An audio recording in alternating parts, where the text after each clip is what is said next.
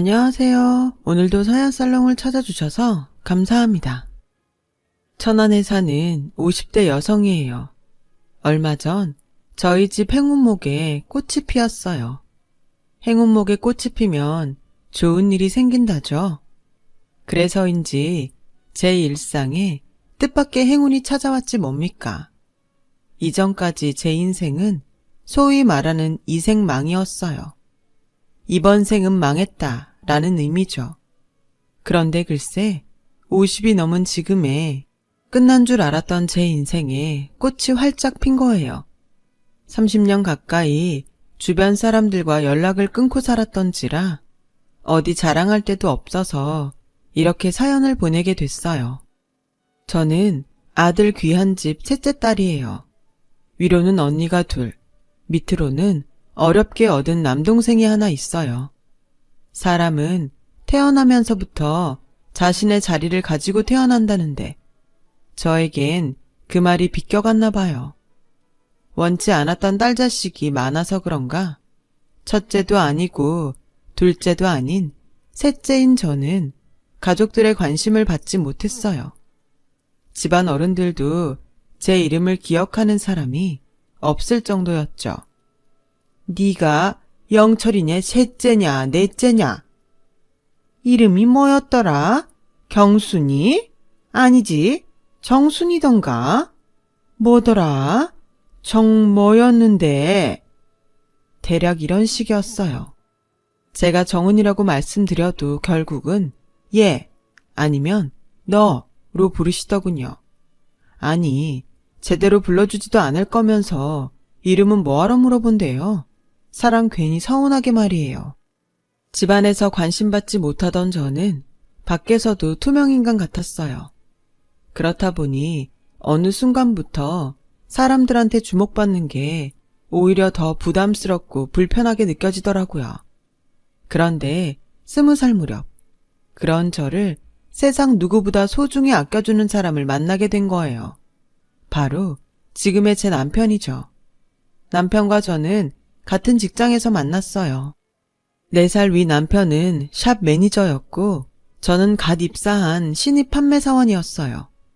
사회생활이 처음이라 모든 게 낯설고 미숙해서 실수도 많았던 저를 남편이 곁에서 많이 도와주었어요. 그런데 그 친절이 마냥 좋은 것만은 아니었어요. 왜냐고요? 좀 불편한 구석이 있었거든요. 남편은 처음 본 그날부터 줄곧 제게 마치 최면을 거는 것처럼 정은 씨 남편감은 바로 나야 라고 헛소리를 해댔거든요. 처음엔 그 말을 듣고 이 사람 머리가 돈 게 아닐까 생각했죠. 그런데 자주 그 말을 듣다 보니까 어느 순간 나 이러다 정말 이 남자랑 결혼하게 되는 게 아닐까 하는 생각을 하게 되더라고요. 지금 생각해보면 미친 짓이었지만요. 나중에 물어보니 남편은 처음부터 제가 자기 마음에 쏙 들었대요. 그래서 다른 남자 직원들이 채가지 못하게 미리 바리케이트를 친 거고요. 무모한 것 같았던 남편의 그런 노력은 얼마 뒤 빛을 발하게 되었어요. 고작 20살에 남자를 한 번도 사귀어 본 적 없던 저는 남편이 베푸는 일방적인 호의에 무방비 상태였어요. 넉넉하지 않은 집안에서 형제들에 치여서 사소한 것도 제대로 누려보지 못한 저로서는 특히나 더 그랬죠. 편의점에서 파는 슬러시도 남편 덕에 처음 먹어봤고 KFC에서 파는 주먹만한 비스켓도 남편이 사줘서 처음 먹어봤어요. 노래방도 그렇고요. 당시 서울의 노래방은 성신여대에 1호점이 생기고 이후 신촌 독수리 빌딩 근처에 2호점이 생겼는데 다행히 저희가 일하던 매장이 이대에 있어서 오픈날 남편 손에 이끌려 노래방에 가보게 되었어요. 난생 처음 보는 신문물을 경험하러 온 사람들로 노래방 안은 인산인해였죠. 초창기 노래방은 500원짜리 동전을 넣고 한 곡씩 부르는 시스템이었어요. 요즘 유행하는 코인 노래방처럼요. 지금처럼 푹신한 소파도 아닌 다리 긴 목욕탕 의자에 앉아서 노래를 불렀더랬죠. 남편은 당시 유행하던 이범학의 이별 아닌 이별을 멋지게 불러 제꼈어요. 평소와 다른 남편의 모습에 살짝 놀란 저는 남편이 노래를 부르는 모습을 보곤 반하고 말았죠. 이날을 위해 휴일까지 바꿔가며 저와 노래방을 찾았던 남편은 작정한 듯 연달아 5곡이나 불렀어요. 그리곤 노래를 너무 불러 목이 마르다며 근처 호프집으로 저를 데려갔죠. 근처 연대생들이 주로 오는 곳이라 과 점퍼를 입은 학생들이 많았어요. 그 사이에 자리를 잡고 앉은 우리는 대학생들의 대화 속에 흘러나온 MT며 과대, 레포트 같은 용어들에 잔뜩 주눅이 들었던 기억이 나네요. 둘 다 고등학교를 졸업하고 바로 사회생활을 시작했던 터라 비슷한 또래들이 즐기는 캠퍼스 생활이 내심 부럽고 셈이 났거든요. 그 열등감 때문에 술에 더 취했는지 모르겠네요. 그날 남편은 술이 잔뜩 취해서 몸도 가누지 못했어요. 날은 춥고 술에 취한 남편은 무겁고 이러지도 저러지도 못하던 저는 생각도 못해 근처 여관으로 남편을 끌고 갔어요. 술에 취한 남편을 눕혀놓고 바로 나올 생각이었죠. 그런데 침대에 눕히고 돌아서려는데 남편이 저를 불러 세우지 않겠어요? 아니, 무슨 여자가 겁도 없이 남자랑 여관을 들어와? 정은 씨, 그렇게 안 봤는데 까졌네? 원래 이런 사람이었어? 남편 말에 억울했던 저는 필사적으로 손사래를 치며 항변했어요. 그게 아니라 매니저님이 취해서 몸도 못 가누고 집도 모르는데 어떡해요. 그렇다고 우리 집에 데려갈 수도 없고 그리고 나 아무 짓도 안 했어요. 그냥 눕혀놓고 나가려던 참이에요. 그러자 남편은 억울한 마음에 울상이 된 저를 향해 심각한 표정을 짓더니 에이, 이렇게 된 이상 어쩔 수 없네. 이참에 둘이 사귀는 수밖에. 네? 그게 무슨 말도 안 되는 소리예요. 내가 왜 매니저님이랑 사귀어요. 싫어요. 전 매니저님처럼 여자한테 예쁜 남자는 딱 질색이라고요. 그러니까 그런 소리 말아요. 그러자 남편은 정색을 하며 말했어요. 아니, 누가 예쁜 남자라는 거야? 내가 얼마나 한결같은 남잔데? 나처럼 일편단심인 사람이 어딨다고. 나 정은 씨 말고 눈길 준 사람 없어. 못 믿겠으면 매장 가서 사람들한테 다 물어봐. 오늘만 해도 그래. 내가 정은 씨랑 만나러 나오려고 몇 명한테나 휴무 바꿔달라고 부탁했는지 알아? 자그마치 3명이야. 그런 정성도 모르고 어떻게 그러냐? 난 처음부터 정은 씨 하나만 봤어. 한눈에 내 짝이라고 생각했거든. 이건 농담 아니고 진심이야. 정은 씨, 그러지 말고 나랑 사귀자. 응? 지금 같으면 여들의 삶은 호박에 이도 안 들어갈 소리 같겠지만 그땐 어리고 순진해서 그 말에 넘어가고 말았어요. 나 좋다는 사람 정성을 생각해서라도 한번 만나보고 결정하자 싶었거든요. 그래서 남편과의 연애를 시작했어요. 남편이 직장 매니저다 보니 일적으로 많이 덕을 보게 되었어요. 저 편한 날에 휴무도 잡아주고 영업 외에 까대기 일도 빠질 수 있었죠. 그렇게 2년 넘게 비밀 사내 연애를 하던 우리는 남편이 다른 매장으로 스카우트 되면서 위기를 맞았어요. 눈에서 멀어지면 마음에서 멀어진다고 회사를 옮기고부터는 남편은 연락도 뜸하고 전처럼 살갑지 않았거든요. 그래서 이 남자가 나한테 벌써 질렸나 했는데 글쎄 느닷없이 프로포즈를 하지 뭐예요. 정은 씨도 알다시피 내가 형제가 좀 많아. 5남매 중 장남이거든. 시골에서 농사 짓고 계신 부모님의 줄줄이 달린 동생들까지 다 내가 책임져야 하는 식구들이야. 사실 부모님이 내 결혼을 서두르셔. 아무래도 내가 빨리 결혼해서 자리를 잡아야 장남 몫을 제대로 할 테니까. 그래서 정말 고민 많이 했어. 내 주제에 정은 씨한테 이런 말 해도 되나 싶어서 말이야. 근데 아무리 생각해도 다른 사람이랑 결혼하는 건 도저히 못하겠어. 난 정은 씨 아니면 안 되거든. 그래서 말인데 염치 없는 소린 건 알지만 나랑 결혼해 줄래? 저 역시 형제 많은 집에서 자라 첫째의 고충은 익히 알고 있었어요. 저희 큰언니만 해도 살림 미천이라 불리며 집안에서 온갖 희생을 강요당하며 자랐거든요. 하물며 장남인 남편은 오죽했겠어요. 그 무게를 혼자 짊어지고 살았으니 불쌍한 사람이었죠. 의류 매장에서 일하면서도 정작 자신은 변변한 옷 하나 사입는 걸 본 적이 없을 정도로 남편은 본인한테 쓰는 걸 아까워하는 사람이었어요. 툭하면 시골집에서 걸려오는 돈 부탁 전화에 난감해하던 것도 한두 번이 아니었고요. 이직을 하게 된 가장 큰 이유도 바로 돈 때문이었어요. 남편은 시골에 계신 어머님 병원비를 마련하기 위해 배신자 소리를 들어가며 경쟁업체로 이직을 한 거였으니까요. 인기 만점 매니저에서 하루아침에 역적이 되면서까지 장남의 무게에 눌려 사는 남편이 안쓰러웠어요. 저라도 이 사람이 어깨에 짊어진 짐을 나눠지고 싶을 정도로요. 그래서 남편의 프로포즈에 덜컥 승낙을 하고 만 거예요. 며칠 뒤 집에 결혼할 사람이 있다고 말씀드렸더니 부모님께선 버럭 화를 내시더라고요. 누나가 돼서는 남동생 대학 등록금 벌 생각은 않고 결혼 타령이냐고요. 그렇게 결혼하고 싶으면 네가 벌어서 결혼을 하든 말든 알아서 하라더군요. 그 말이 어찌나 서운하던지. 그래서 그 길로 집을 나왔어요. 나를 그저 아들 자식 키우는데 필요한 돈벌이로 생각하는 부모님이 그땐 정말 용서가 안 됐거든요.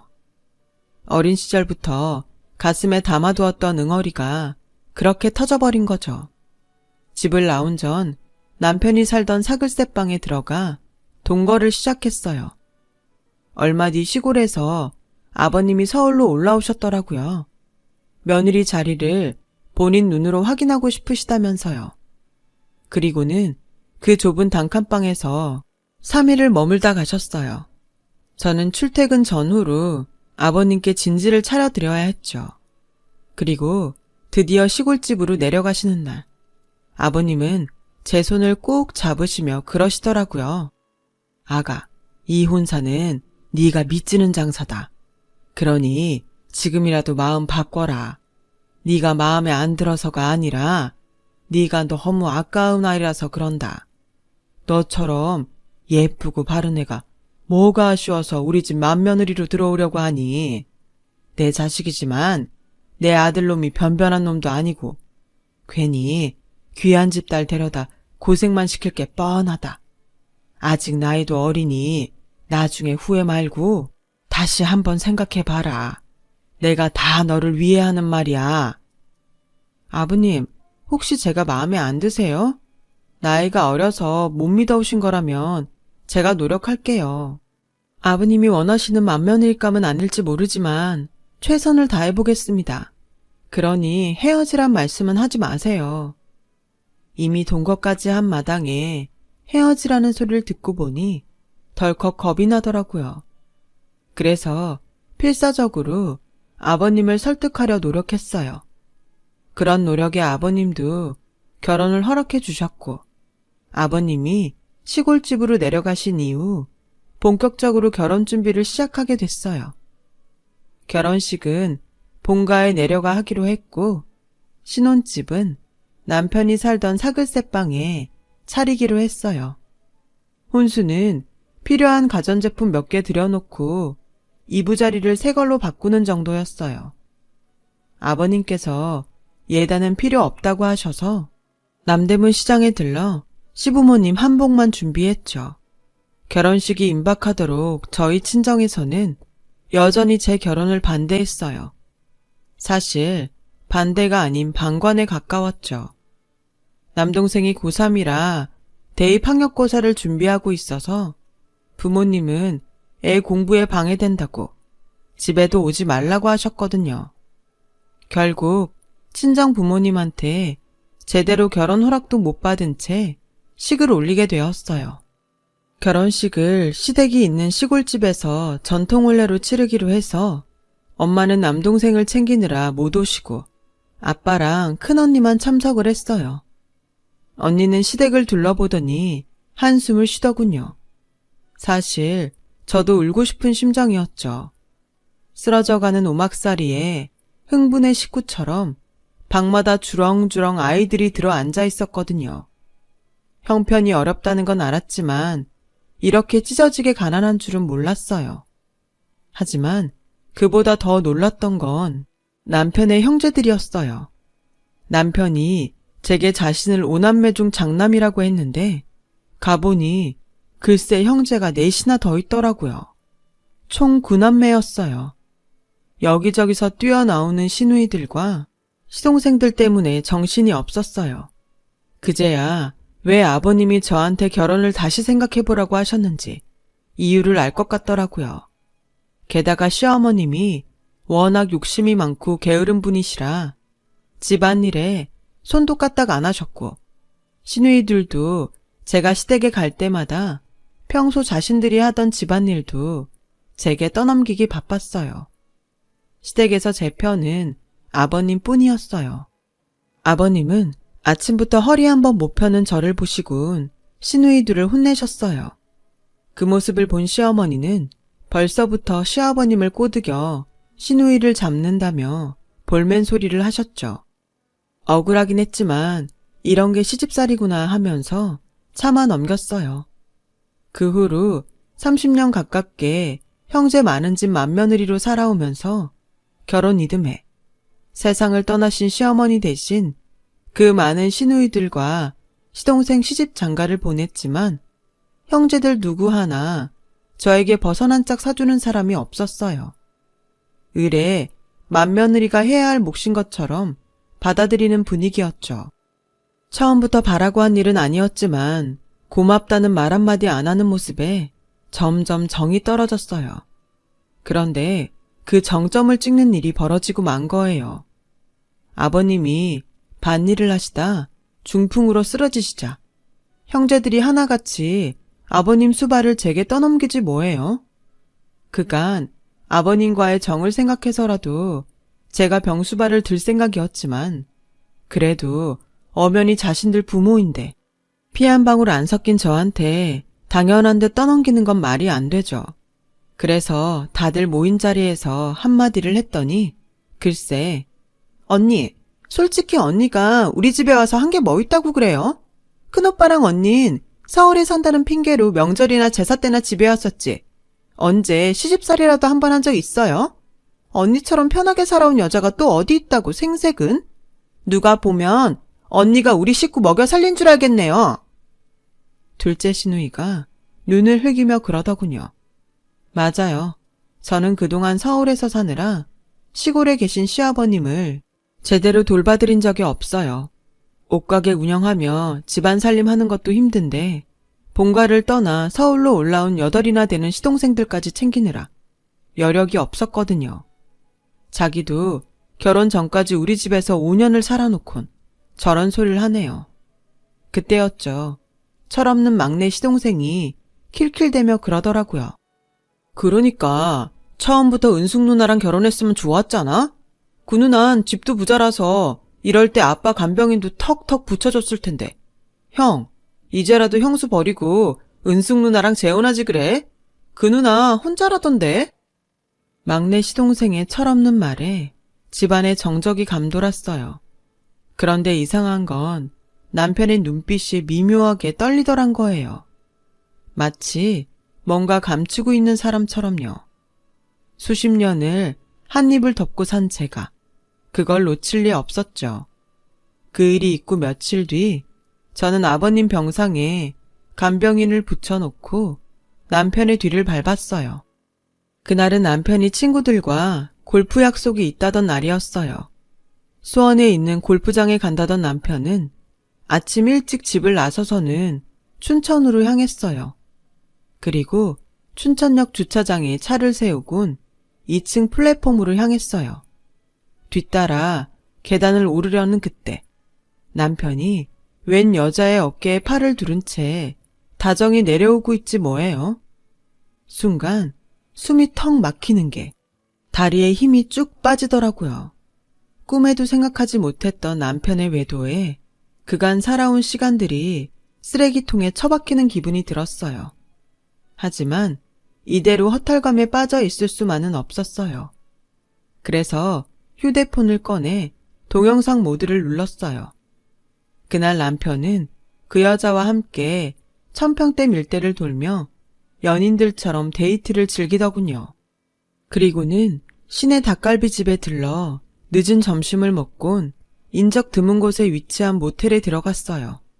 하루 종일 저를 태우고 남편의 뒤를 밟아주었던 택시 기사님은 이참에 안까지 쫓아 들어가 증거를 잡자며 마치 자신의 일처럼 나서주었어요. 하지만 그러고 싶지 않더라고요.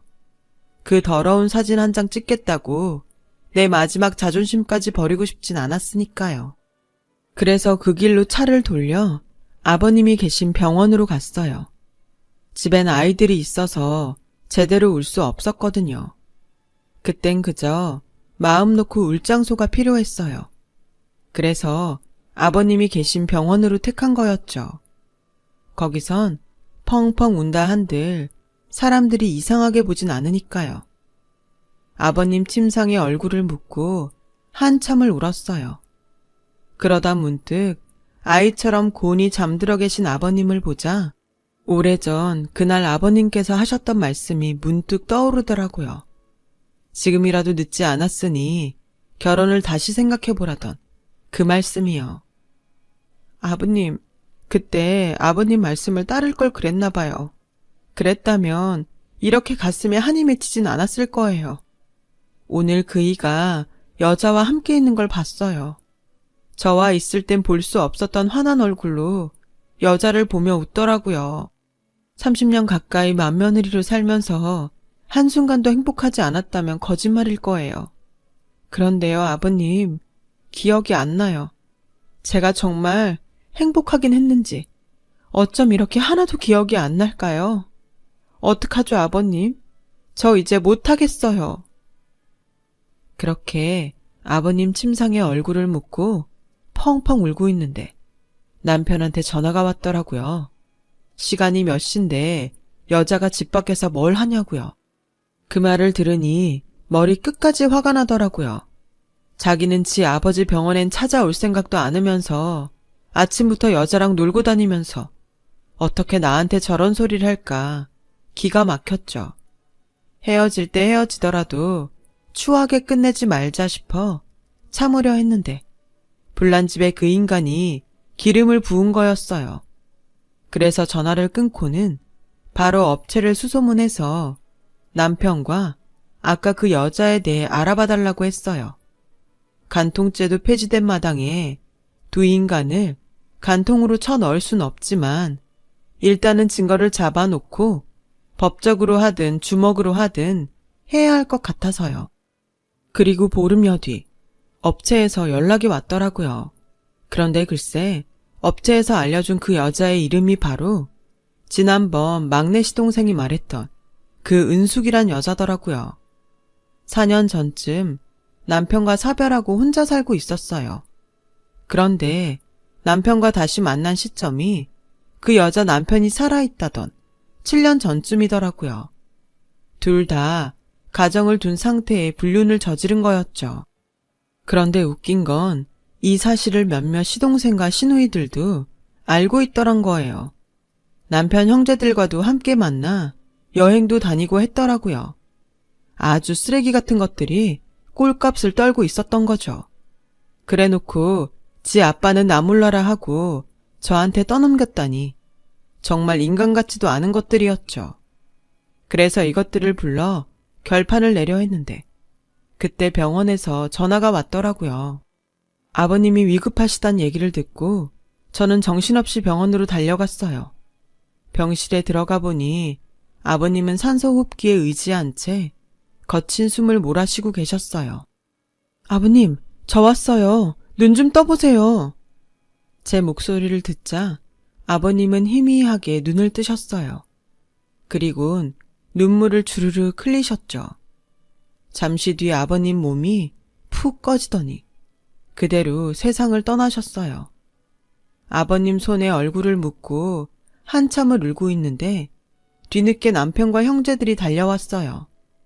시동생과 시누이들은 아버님이 운명하셨다는 얘기를 접하곤 바로 허탈해 하더라고요. 이때까지만 해도 저는 이들이 아버님 임종을 못 지킨 게 안타까워 그러는 줄 알았어요. 그런데 장례식 중에 친척들 얘기를 들어보니 그게 아니었더라고요.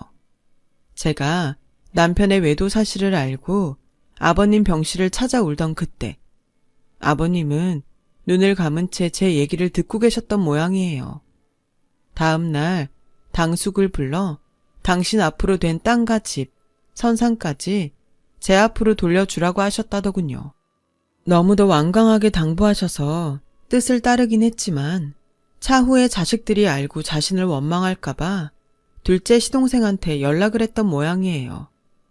남편을 제외한 형제들은 변호사까지 사서 아버님 재산을 찾아올 방법을 찾고 있었는데 아버님의 동의가 있어야 한다는 말을 듣고 다 같이 만나 병원에 올 계획을 세웠던 모양이에요.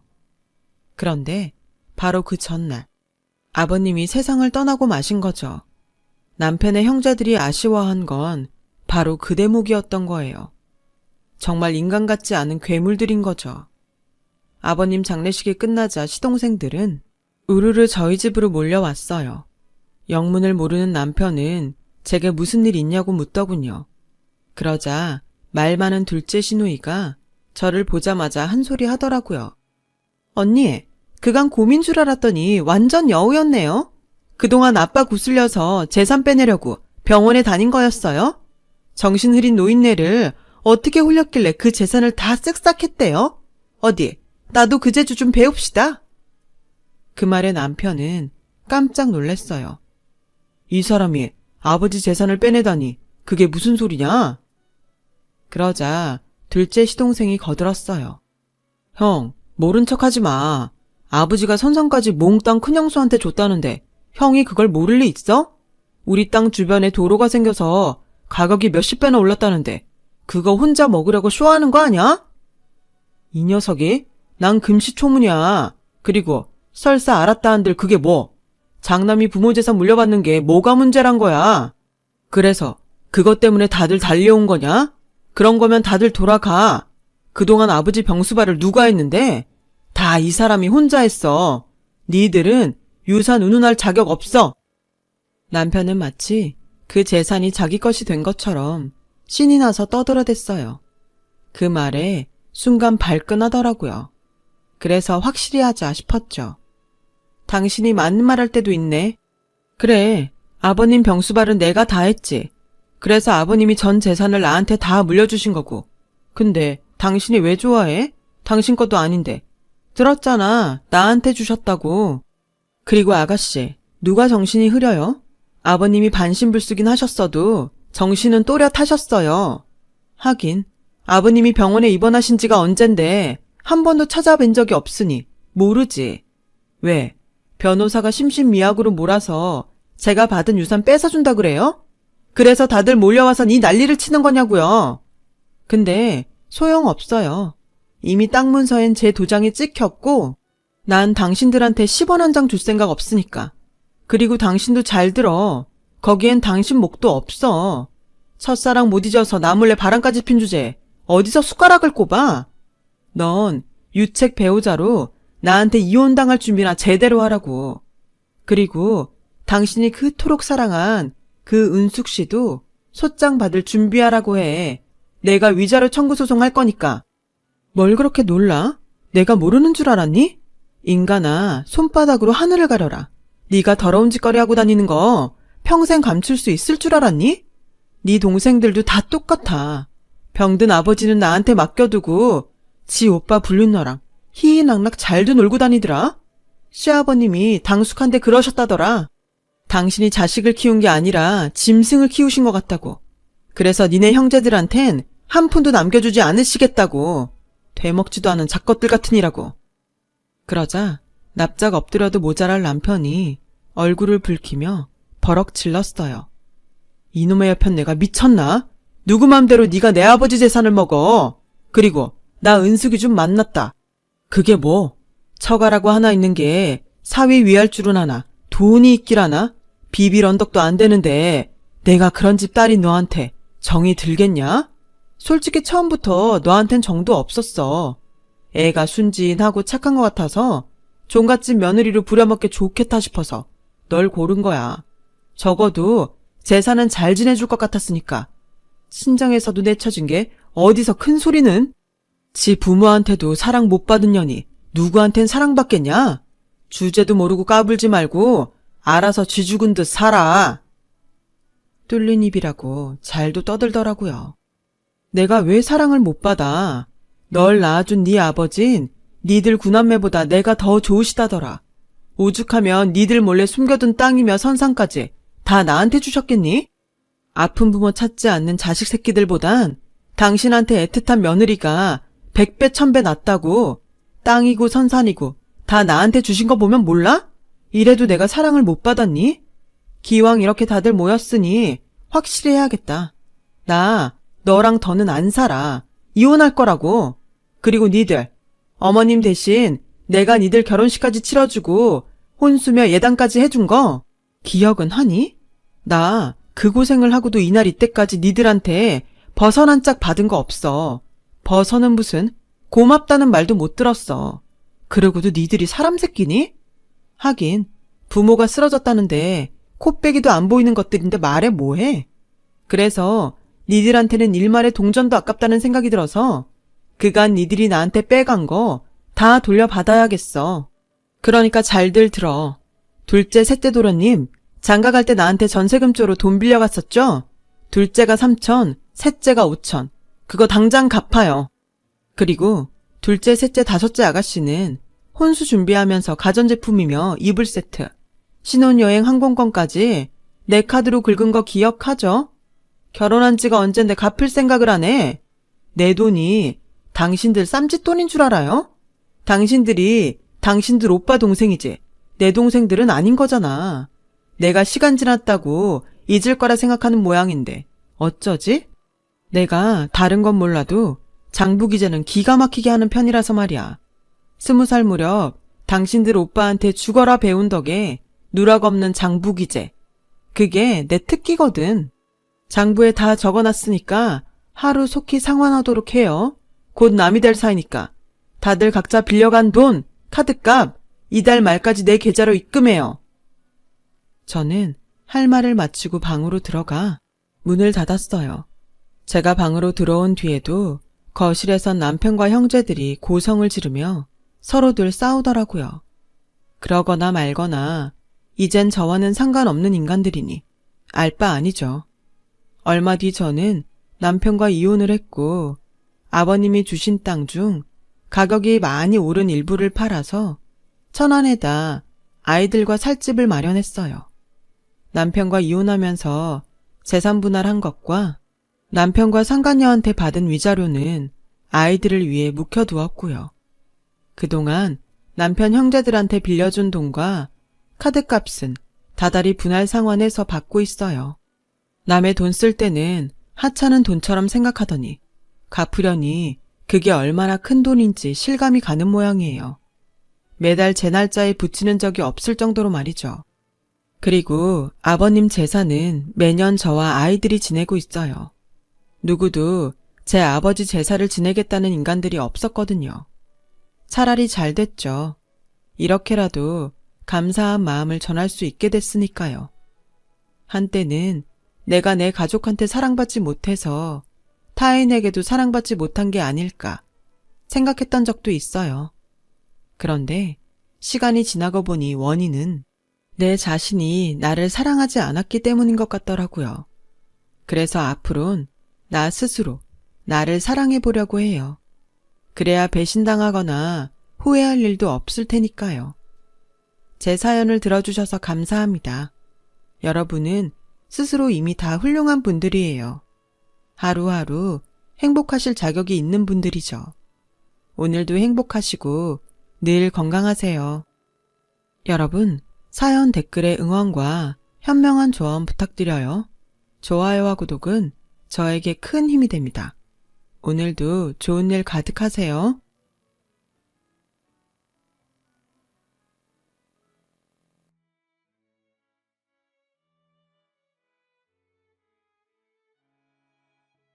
안녕하세요. 오늘도 사연살롱을 찾아주셔서 감사합니다. 30대 여자입니다.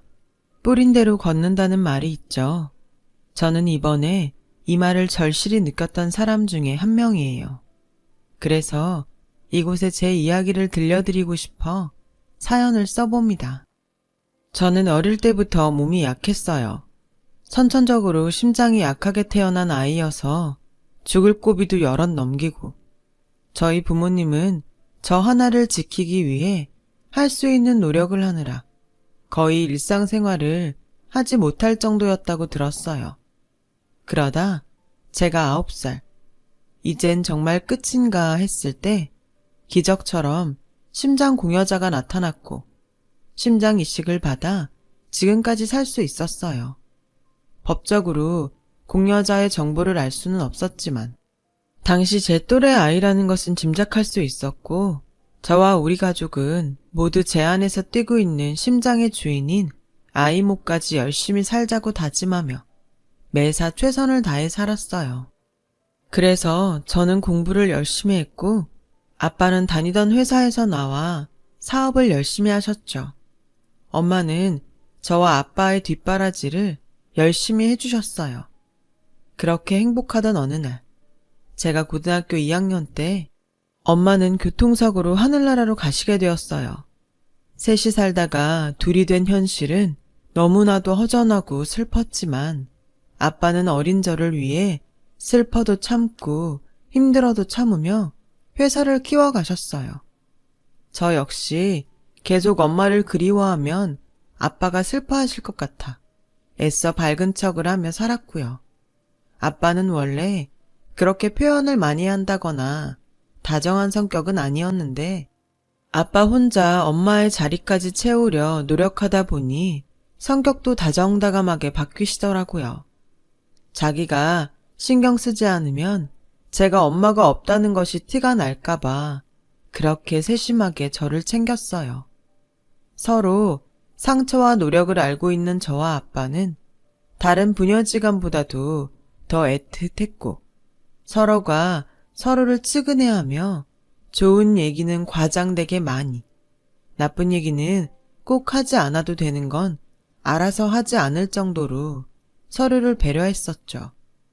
그렇게 저는 25살에 처음으로 직장인이 되었습니다. 어른이 된 저에게 아빠는 술 한 잔을 사주시면서 이렇게 말씀하셨어요. 우리 딸이 사회인이라니 이제는 정말 다 큰 것 같네. 아빠, 20살 지난 지가 언젠데 나는 진작에 다 컸어. 아빠 눈엔 그냥 다 애지. 어떻게든 아빠한테 용돈 받으려고 애교 부리던 애. 근데 이젠 월급 받으니까 아빠한테 애교도 안 부리면 서운해서 어쩌냐? 무슨 그런 걱정을 해. 난 앞으로도 계속 아빠한테 애교 부려서 용돈 탈 거니까. 그런 걱정은 넣어두세요. 신입사원 월급이 얼마나 짠데. 이래서 딸 자식은 다 도둑이라고 하나 보다. 너 그러다 금방 시집 간다고 남자 데리고 오는 거 아니지? 아빠는 너 시집 안 가면 좋겠다. 무슨 아빠가 그래. 다른 아빠들은 딸이 얼른 좋은 남자 만나서 시집 갔으면 좋겠다고 한다던데. 누가 그래? 이렇게 공들여서 키워놨는데 어떻게 딴 놈한테 줘? 난 싫어. 그런데요. 제가 직장 생활한 지 5년이 지나도록 남자친구 있다는 소리를 하지 않자 아빠는 언제 그랬냐는 듯 이렇게 말을 바꾸셨어요. 세상 남자 새끼들이 죄다 눈에 띄었지. 어떻게 내 딸을 못 알아봐? 언제는 시집가지 말라며. 그거야 그때는. 아무튼 너 정말 없어? 아빠가 한번 알아봐. 싫어. 아빠가 골라주는 남자랑 결혼하라고? 그게 싫으면 빨리 좀 데려와 보던가. 아빠는 자기가 그렇게 말하면서도 민망한지 말끝을 흐리셨어요. 사실 저는 만난 지 얼마 되지는 않았지만 남자친구가 있었고 타이밍 봐서 소개를 하려고 했는데 아빠가 저렇게 말하니 지금이 기회다 싶었어요. 그래서 아빠의 말이 있고 며칠 후 슬쩍 만나는 사람이 있다고 이야기를 하니 그럼 얼른 자기한테 소개를 해야지 뭘 뜸을 들이냐며 재촉을 하시더군요.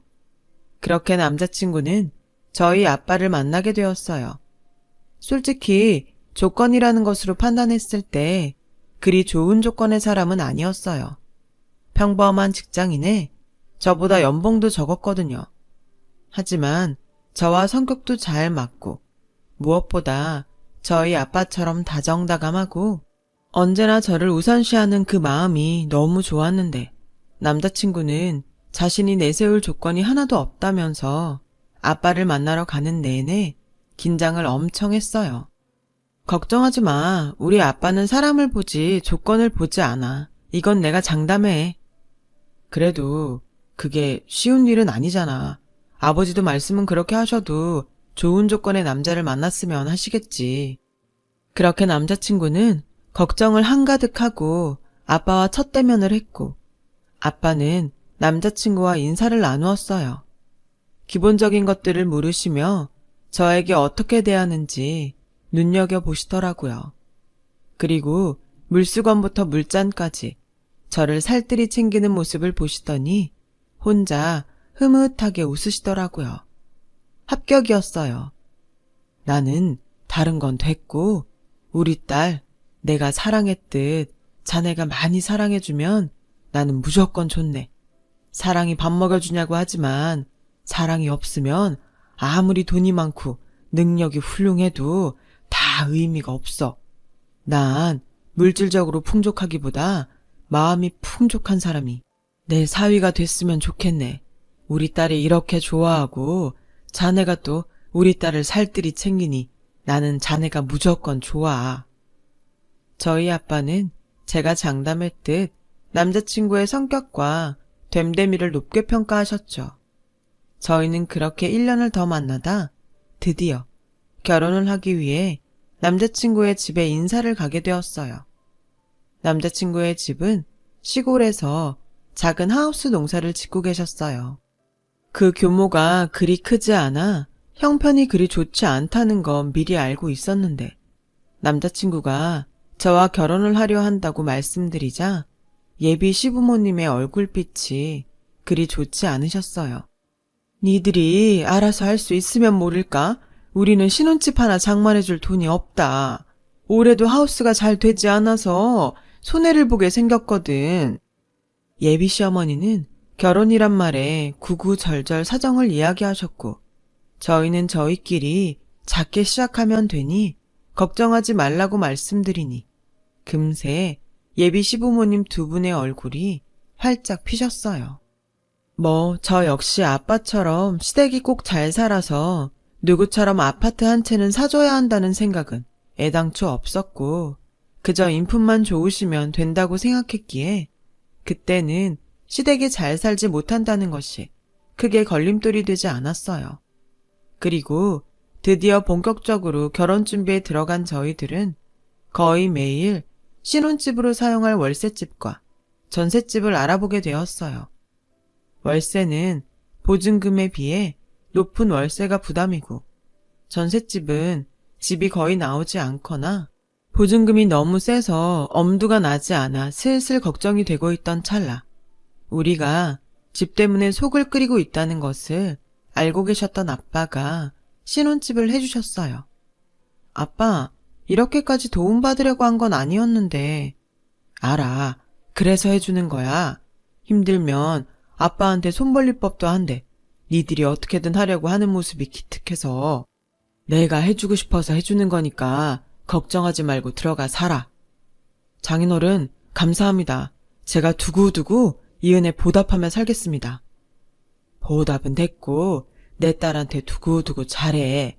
나한테 보답한다고 생각하고 자네 내 딸 눈에 눈물 나게 하면 나 가만 안 있어. 당연하죠. 저 평생 성희한테 잘하고 살 겁니다. 그건 걱정하지 않으셔도 됩니다. 저희는 그렇게 아빠의 도움으로 신혼치고는 꽤 괜찮은 아파트에서 신혼을 시작할 수 있었어요. 아내 살림살이도 아빠가 혼수는 여자가 하는 거니 이왕 해주시는 거 다 해주시고 싶다고 하셔서 가구며 가전제품도 가장 좋은 걸로만 했고요. 시작이 이렇다 보니 이젠 남편이 된 남자친구는 자기는 한 번도 이렇게 살아본 적이 없었는데 저와 결혼하고 너무 분에 넘치는 생활을 한다며 고마워했어요. 아빠의 바람대로 남편은 고마운 만큼 저를 끔찍하게 사랑해 주어서 너무 행복했어요. 그리고 언제까지 이 행복이 계속될 거라고 믿어 의심치 않았는데 그렇게 1년 후 저희 아빠가 가난 말기라는 소식을 듣게 되었어요. 저는 믿을 수 없는 사실에 매일 절망하고 눈물을 흘리며 아빠가 아프다는 사실을 믿지 않으려고 했어요. 하지만 제가 그러면 그럴수록 아빠는 더 저를 걱정하셨고 남편 또한 제가 계속 현실을 직시하지 않으면 이 아까운 시간도 모두 다 허망하게 흘러간다며 최대한 아빠와 함께 있자고 했어요. 아빠, 간이식 같은 것도 있잖아. 내가 할게. 아빠만 살 수 있다면 난 심장이라도 떼줄 수 있어. 땡! 그런 무서운 소리 하는 거 아니야? 그 심장이 어떤 심장인데 아빠는 우리 귀한 딸 몸에 손 하나 안 댈 거야. 그럼 저라도 드리겠습니다, 장인어른. 내 딸이 귀하면 자네도 귀하지. 나는 이제 미련이 없네. 솔직히 해볼 수 있는 건 다 했어. 근데 아니라고 하니 이젠 받아들일 수밖에. 이제 성희한테는 자네가 있으니 난 하늘의 집사람 옆으로 가고 싶네. 아빠, 그런 말 하지 마. 내가 아빠 없이 어떻게 살아. 성희야, 우리 이런 우울한 얘기는 그만하자. 나중에 후회하지 않도록 아빠는 우리 딸이랑 사위랑 즐겁게만 있고 싶어. 저희 아빠는 그렇게 계속 괜찮다고, 오히려 이젠 편하다고만 말씀하셨는데 저는 그 모습이 더 슬퍼서 집에 오면 남편의 품에 안겨 꺼이꺼이 울기만 했어요. 그 와중에 제가 남편에게 또 고마운 것이 있었는데요. 아빠가 병원에 입원하면서 아빠의 회사가 위기를 여럿맞이하게 됐고 또 아빠의 건강이 좋지 않다는 소문이 업계에 돌면서 경영난을 겪게 되었거든요. 남편이 다니던 직장도 그만두고 아빠의 회사에 들어가 맨땅에 헤딩하듯 일일이 부딪히며 위기를 하나하나 해결해 나가 아빠의 걱정을 덜어드렸다는 사실이었어요. 딸인 저도 할 수 없는 일이기에 저 역시 아빠 못지않게 남편에게 고마움을 느끼게 됐어요. 역시 내가 사람을 아주 잘 봤다는 생각과 동시에 남편이 있어 든든하다는 생각도 들었죠. 그렇게 6개월 후, 호전까지는 아니어도 그럭저럭 버텨나가던 아빠의 병세는 급격히 나빠지기 시작하셨어요. 얼굴이 까맣게 변하고 복수가 차기 시작하며 저는 원하지 않았지만 아빠와 이별을 준비해야 했어요.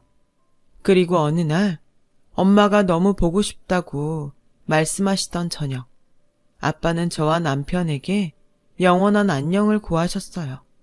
아주 편안한 얼굴로요. 저는 그동안 마음의 준비도 하고 나름 무너지지 않으려 대비를 했지만 아빠의 마지막을 맞이하는 순간은 그런 것들이 모두 무의미하게 무너져 버렸죠. 급기야 기절해버렸는데요. 그렇게 깨어나면 또다시 울고 다시 기절하며 아빠의 장례식을 겨우 치러야 했어요.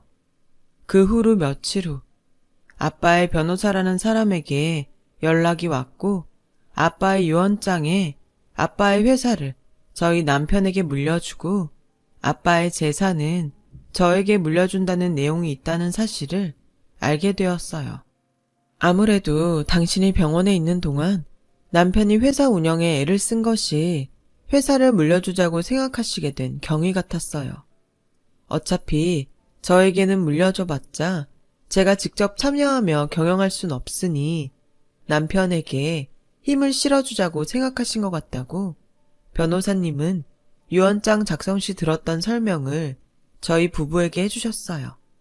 하지만 그때 당시는 회사고 재산이고 귀에 들리지 않았고 그저 이젠 더 이상 아빠가 이 세상에 없다는 것만 떠올라 눈물만 나왔어요. 그러면서 아빠가 그렇게 생각하셨으면 저는 무조건 따르겠다고 생각했습니다. 그렇게 제 남편은 저희 아빠의 회사에 대표가 되었어요. 그런데 아이러니하게도 남편은 회사 대표가 되어 매일 하루가 멀다 하고 바쁘게 지내게 되었어요. 남편까지 제 옆에 있기가 어려우니 급기야 우울증까지 걸려서 정상적인 생활이 불가능하게 되어버렸고요. 그래서 한 번은 제가 너무 힘드니 남편에게 회사에 가지 말고 제 곁에 있어달라고 부탁을 하자 남편은 몹시 짜증난다는 얼굴로 저에게 날선 소리를 했어요. 내가 요즘 얼마나 바쁜지 알아?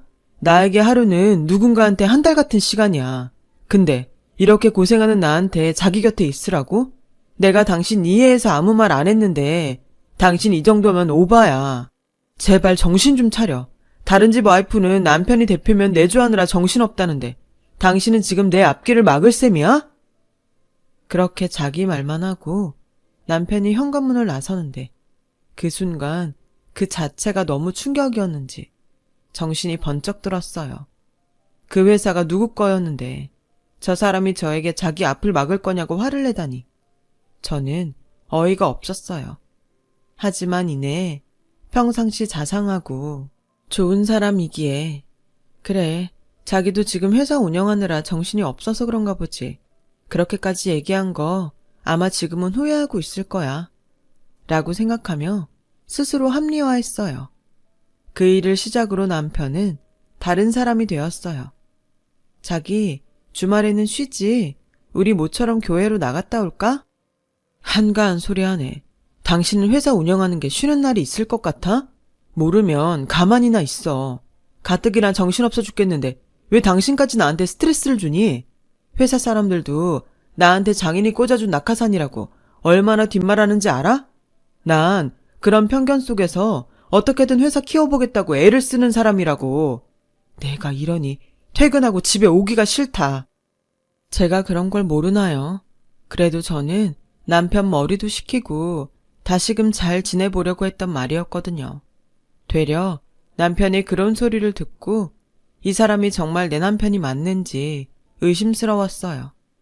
연애할 때도 결혼하고 나서도 그렇게 제가 우선이었던 사람이었는데 회사 대표가 되고 나서부터 걸핏하면 저에게 짜증을 내고 화를 내는 사람이 되어버렸죠.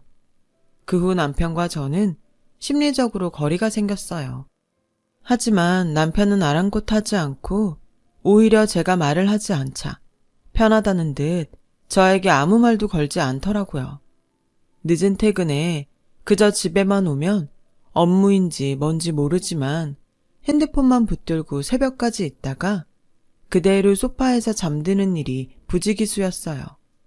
상황은 계속 이렇게 좋아질 기미가 보이지 않고 저는 참는 것에 이제는 한계를 느껴 그날은 아주 작정을 하고 남편을 기다렸어요. 싸움이라도 걸어서 남편의 속내를 알아보려고 했거든요. 그리고 남편이 12시가 되어갈 즈음 집으로 돌아와 또 핸드폰만 붙들고 있길래 저는 기다렸다는 듯 남편에게 쏘아붙였어요.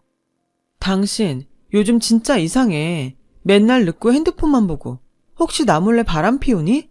당신 말대로 내가 아빠 돌아가시고 우울증 걸리고 당신 힘든데 100번 이해 못했다고 치자. 근데 당신 변해도 너무 변한 거 아니니? 분명 이유가 있을 거잖아.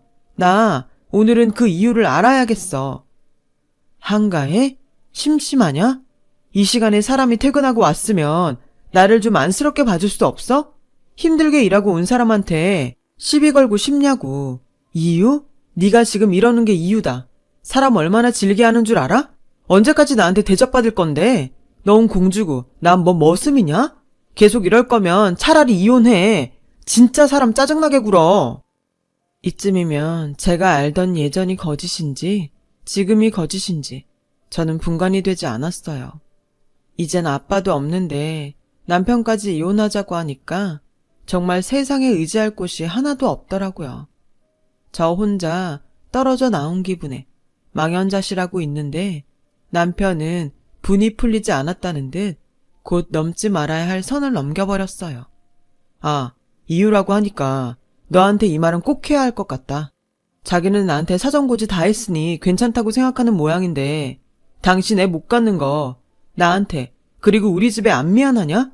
나도 남잔데 당연히 내 자식 갖고 싶지. 너만 속 편하면 다야? 뭐라고? 내가 결혼 전에 당신한테 이미 말했잖아. 나도 애 갖고 싶어. 그래서 결혼하기 전에 산부인과도 계속 다녔다고. 근데 안 되는 걸 나라고 어떡해? 그래서 내가 미리 말했잖아. 당신이 괜찮다고 해서 결혼한 거고, 그때는 다 괜찮다고. 나만 있으면 된다고 하더니, 이젠 자기 자식이 갖고 싶어? 그래, 갖고 싶어. 나도 나이를 먹으니까 점점 내 애가 갖고 싶어. 솔직히 장인어른도 당신 애 못 낳으니까 집이면 혼수 다 해주신 거잖아, 미안해서. 근데 이게 물질적으로 해결이 돼? 난 당신의 그런 뻔뻔함에 질려서 이혼하고 싶은 거야. 이제 궁금증이 좀 풀려? 그리고 우리 부모님도 애 못 낳는 너랑 빨리 헤어졌으면 좋겠대. 너만 보면 조상님 볼 면목 없고 너 얼굴도 보기 싫대. 남편을 일방적으로 그렇게 쏟아내고 다시 집을 나갔어요. 저는 남편이 나간 현관문만 멍하니 쳐다보며 이젠 더 이상 남편과 잘 지낼 순 없겠다는 생각이 큰 파도처럼 저를 덮쳐오는 것 같았죠. 그리고 얼마 시간이 지나지 않아 저는 한 가지 충격적인 사실을 알게 되었어요. 평소 애 때문에 저에 대한 감정이 좋지 않아 그날 남편은 우발적으로 이혼 이야기를 꺼냈다고 생각했는데 남편은 그 일이 있기 훨씬 전부터 저와의 이혼을 생각하고 준비하고 있었더군요. 제가 남편과 이혼을 하려 아빠의 변호사님을 찾아갔을 때 변호사님은 저에게 합의 이혼을 하는 게 아니었냐며 되려 놀란 얼굴로 저에게 반문하셨어요. 황당하고 어이가 없어서 그 인간이 그렇게 말했냐고 저도 모르게 화를 냈죠. 그 길로 연락을 받고 온 남편과 저는 변호사 사무실에서 한바탕 싸움을 벌여야 했어요. 합의 이혼? 내가 언제 합의했는데? 어제 내가 왜 이혼하고 싶은지 말 다 했잖아. 당신도 할 말 없어서 아무 소리 안 한 거 아니야? 그럼 합의된 거잖아. 무슨 문제 있어? 나 그 집이랑 위자료 당신이 달라는 대로 다 줄 테니까 제발 이혼하자. 그래? 원하는 만큼 다 준다고? 그럼 우리 아빠 회사 다시 내놔. 참, 말은 바로 하자. 이제 내 회사야. 당신 아버지가 하던 거래처들 이제 하나도 남지 않았고 이젠 완전히 내 사람들로 굴러가는 내 회사라고. 근데 이걸 당신한테 주면 그냥 망하자는 거지? 오죽하면 당신 아버지가 나한테 물려줬겠어. 능력 없는 자기 딸한테 줘봤자 망할 거라는 걸 아셨던 거지. 그냥 돈이나 챙겨. 우리 제발 좋게 좋게 끝내자. 솔직히 이거 소송으로 가면 내가 당신한테 받을 게 더 많아. 그동안 당신이 나한테 어떤 대접을 받고 살았냐? 당신은 유책 배우자야. 그동안 저한테 자발적으로 잘해줘 놓고 마치 제가 자기를 일방적으로 부려먹었다는 듯 남편은 궤변을 늘어놓았고 악에 바친 저는 이기든 지든 이 싸움을 끝까지 하고 싶었는데 변호사님은 지금으로는 제가 불리한 것 같다며 원하는 만큼 돈을 챙겨 그냥 이혼하고 훗날을 생각하자고 저를 설득하셨어요. 저는 하루아침에 이혼하게 된 현실 앞에 모든 것이 받아들이기 힘들고 하지 말아야 할 생각까지 하던 어느 날 우연히 동네의 한 애견센터에서 파양되었다는 사연을 가진 강아지를 보게 되었어요.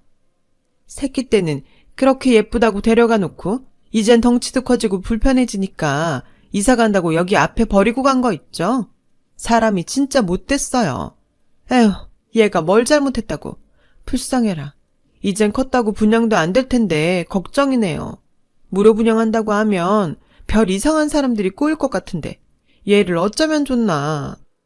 저는 그때 뭐에 홀린 듯 그 강아지를 분양해왔어요. 사장님 말대로 무료 분양이면 이 아이 신세가 초라한 것 같아서 100만 원을 주고 데리고 왔죠. 어쩌면 전 그때 파양된 강아지와 제가 똑같은 처지인 것만 같았는지도 몰라요. 그래서 처음 길러보는 강아지였는데 뭐든 제일 좋은 걸로 해주고 싶었고 강아지는 행복이라는 이름으로 저의 반려견이 되었어요. 행복이는 버림받았던 자신을 제가 데리고 와서 사랑을 줬다는 것을 알기라도 하듯 항상 제 옆에 살을 붙이고 체온을 나눠줬고 그 덕분에 마음의 치유가 많이 되었습니다. 인생 뭐 있나? 괜히 쓸데없는 에너지 버리지 말고 아닌 건 있고 앞으로를 위해 살자는 결심을 하게 되었어요. 그래서 저는 남편에게 10억이라는 돈을 합의 이혼 조건으로 받았고, 그 후 제 앞날을 위해 공부하고 자격증도 따며 반려견 행복이와 오로지 행복하기 위해 노력하고 살고 있었어요. 그렇게 5년이 넘어가는 어느 날, 정말 신기한 일을 겪게 되었는데요. 애견센터에서 갑자기 연락이 와서 급히 행복이를 데리고 센터로 갔는데, 행복이와 꼭 닮은, 하지만 많이 노쇠해 보이는 강아지가 저희를 기다리고 있었어요. 이름이 행복이라고? 내가 너 파양됐다는 소식을 듣고 얼마나 놀랐는지 몰라. 근데 지금 보니까 오히려 다행이네. 좋은 주인을 만나서 정말 잘 됐다. 행복이의 할머니견이라는 강아지를 데리고 온 그 할머니는 저를 보며 고맙다고 제 손까지 잡아주더라고요. 어쩐 일인지 행복이 할머니라는 강아지는 처음 보는 저에게 다가와 자기 몸을 비비며 친근함을 표시했어요. 너도 고맙지? 얘가 지 손녀를 아가씨가 잘 키워줘서 고마운가 봐요.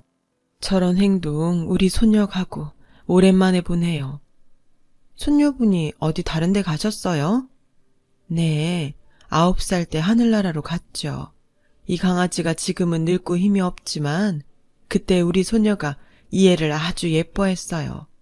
나한테는 얘가 우리 손녀인데 얘도 늙고 저도 늙고 시간이 많이 흘렀네요. 아, 손녀분은 아주 좋은 곳으로 갔을 거예요. 저도 부모님이 모두 손녀분이랑 같은 곳에 갔거든요. 근데 아주 좋은 곳에 간 것 같은 기분이 들어요. 나도 그래요. 마지막까지 새로운 생명을 주고 갔으니 어딘가에서 살고 있다는 기분도 들어요. 우리 손녀는 가고 없지만 우리 손녀의 심장은 어딘가에서 뛰고 있을 거거든요. 처음엔 반대했는데 지금은 아주 잘한 것 같아요. 네? 손녀분이 혹시 심장을 기증하셨나요? 그 후 저는 할머니에게 더는 묻지 않았어요. 어쩌면 그 심장이 제 안에서 뛰고 있을지도 모른다는 생각은 들었지만 그 이상은 서로 모르는 것이 낫겠다는 생각이 들었어요. 하지만 제 몸에 부비는 노견 아이를 보며 심장이 쿵 하고 내려앉는 기분이 드는 것이 서로가 서로를 알아본 것이 아닌가 하는 생각이 들었죠. 저는 그 뒤 행복이를 더욱 저에게 온 운명의 아이라 여기며 끝까지 함께하겠다고 다짐을 했어요. 그리고 마침내 작지만 제 사업을 시작했어요. 말이 사업이지 사회사업을 하는 거라. 이익보단 공익이 더 많은 회사였는데 저 역시 누군가의 희생으로 여기까지 왔으니 앞으로의 삶은 제가 누군가의 행복을 위해서 살면 좋겠다고 생각했고, 다행히 아빠에게 받은 그리고 전남편에게 받은 돈이 있으니 거침없이 사업을 전개해갔어요. 누군가는 뭐 때문에 자기 돈까지 써가며 그런 사업을 하냐고 묻기도 했지만 누군가를 돕기 위한 일을 한다는 건 생각보다 얻는 것이 많다는 것을 어떤 사람들은 알지 못할 거예요. 그런데 이런 와중에 저에겐 뜻밖의 일이 또 벌어졌는데요. 그날은 모처럼 꿀같은 휴가를 맞아 행복이와 한참 늘어지게 자고 있었어요. 모르는 번호로 전화 한 통이 걸려왔고 워낙 사업 때문에 전화 오는 일이 많아 무심코 전화를 받으니 다신 듣고 싶지 않았던 사람의 목소리가 제 온 정신을 깨웠어요. 나야, 잘 지내? 내 번호 어떻게 알았어? 그리고 나한테 그런 말 하지 마. 소름 끼치니까. 미안해. 내가 하나부터 10까지, 아니 100까지 다 잘못했어. 그때는 내가 제정신이 아니었어. 그래, 그때 당신 정말 제정신이 아니더라. 해도 될 일인지 하면 안 되는 일인지도 모르는 당신 보고 난 진작부터 알았어. 나 할 말이 아주 많아. 나도 당했어. 속았다고. 그래서 정신이 번쩍 났는데 당신밖에는 아무 생각이 안 나더라. 우리 얼굴 보고 얘기하면 안 될까? 안 돼. 난 당신 얼굴 앞으로 살면서 다시는 보고 싶지 않아.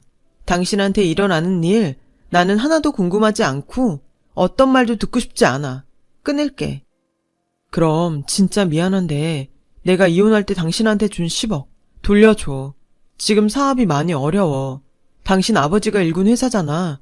이대로 망하면 당신도 마음 아프지 않아? 당신이 그 10억을 주면 당장 급한 불은 끌 수 있어. 그러니까 그 돈 당장 돌려줘. 돌려달라고? 정말 어이없다. 당신 말대로 그 회사는 우리 아빠 회사야. 망하게 두진 않을 테니까 기다려. 저는 전화를 끊고 그 길로 변호사님을 다시 찾아갔어요. 아빠의 회사가 망하게 둘 순 없으니까요. 그래서 제가 직접 아빠의 회사를 인수하고 싶다고 했고, 그 사이 변호사님은 남편이 저와 이혼 후 재혼한 사업 파트너이자 여자한테 사기를 된통당해 회사 자금에 손을 댔다는 사실을 알았다며 그 인간을 회사에서 몰아낼 수 있다고 하셨어요. 저는 얼마의 시간이든 돈이든 상관없으니 그 인간에게서 아빠의 회사를 되찾아올 방법을 찾아달라고 했습니다. 드디어 저는 다신 보기 싫지만 그 인간을 대표직에서 몰아내려 일부러 회사의 부도위기까지 기다렸다가 그 인간을 횡령 비롯한 비리로 대표직을 해임시키고 아빠의 옛 동료들을 다시 모셔 이대로 물러날 수 없다고 악을 쓰는 그 인간 앞에 모습을 나타냈어요. 당신 일부러 나 엿먹이라고 작당한 거지? 작당? 자기가 자기 발로 회사 돈에 손대고 거짓 계약에 페이퍼 컴퍼니까지 하지 말라는 짓만 골라서 해놨으면서 지금 나한테 그게 할 소리야? 당신이 전에 나한테 말했지? 우리 아빠 회사 이대로 망하게 할 거냐고. 아니, 그럴 수 없어서 이렇게 나선 거야. 당신이 사업을 해? 지나가는 개가 웃겠다. 그러지 말고 우리 현실적으로 생각하자. 당신은 돈이 있고 난 경험이 있잖아. 우리 다시 재결합하자. 나 반성 많이 했어. 아니, 넌 정신을 덜 차렸어. 그런 소리 네 새 와이프한테 가서 해. 모르긴 몰라도 너보다 내가 사업은 한 수 위일걸? 돈을 번다는 의미가 뭔지도 모르고 사업을 한다는 의미가 뭔지도 모르는 너딴 새끼한테 더 이상 그 자리를 주진 않을 거야. 당장 꺼져. 밖에 경찰들이 너 마중 와왔더라. 잘 가. 야, 김성희, 너 내가 준 10억 당장 내놔. 가져갈 수 있으면 가져가봐. 우리 아빠가 너 같은 놈한테 준 회사를 내가 가지고 올 수 없었듯 너도 네가 준 돈 나한테서 가져갈 수 없어. 사람도 돈도 지 것도 제대로 못 지키는 게. 저기요, 외부인 좀 밖으로 내보내 주시겠어요? 제가 임원분들에게 드릴 말씀이 있거든요. 그 길로 그 인간은 당신이 직원이라고 뽑아놓은 자들에게 끌려서 회사 밖 경찰에게 인계됐어요. 듣자 하니 그 인간은 재혼했던 여자에게 개인 신용대출까지 최대 한도까지 땡겨져 변호사도 선임하지 못할 정도로 빈털터리라고 하던데 이쯤 되니 뿌린 대로 걷는다는 옛말이 맞다는 생각까지 들었어요. 저는 그 후 회사를 아빠가 가장 믿고 신임한 전 이사이자 아빠의 친구분에게 회사 운영을 부탁드렸어요. 대신 회사 내 중요 회의나 긴밀히 따져봐야 하는 자리엔 꼭 참석하면서 아빠의 뒤를 이어가기로 했어요. 그리고 지금까지 아주 잘 성장하고 있고요. 그래서 요즘은 제가 하던 사회사업도 있고 아빠의 회사 일도 있어서 전에 없이 너무 바쁜 나날을 보내고 있어요. 그 때문에 행복이가 저만 보면 떨어지지 않으려고 해서 내심 미안한 마음이 들었고 요즘은 정말 중요한 자리가 아니면 행복이를 데리고 출근하기도 해요. 힘들었던 제 곁을 따뜻하게 지켜준 녀석을 슬프게 하고 싶지 않았거든요. 저보다 행복이가 가는 곳마다 인기가 많아져서 제가 행복이를 데리고 다니는 건지 행복이가 저를 데리고 다니는 건지 헷갈릴 정도였어요. 행복이와 산책을 하던 어느 날 행복이로 인해 인연이 된 멋진 남자와 결혼해서 얼마 전엔 예쁜 딸도 낳았답니다. 그거 아세요? 동물도 사람처럼 웃는 얼굴이 있다는 걸. 행복이의 웃는 얼굴을 보며 저도 덩달아 행복한 날을 살아가고 있답니다. 언젠가 하늘의 아빠와 엄마가 제가 궁금해 꿈속에 나타난다면 정말 자신있게 말할 수 있을 것 같아요. 저는 너무 행복하다고요. 용기도 막 나는 게 앞으로 어떤 일이 있어도 저는 모두 이겨낼 수 있을 것 같아요. 저희 가족 그리고 반려견 행복이와 함께요. 지금까지 저의 이야기를 들어주셔서 고맙습니다. 앞으로 용기 잃지 않고 좋은 일 많이 하며 더 많이 행복해질게요. 여러분도 좋은 일을 나눌 수 있는 행복한 삶이 되시길 기도하겠습니다. 여러분, 사연 댓글에 응원과 현명한 조언 부탁드려요. 좋아요와 구독은 저에게 큰 힘이 됩니다. 오늘도 좋은 일 가득하세요.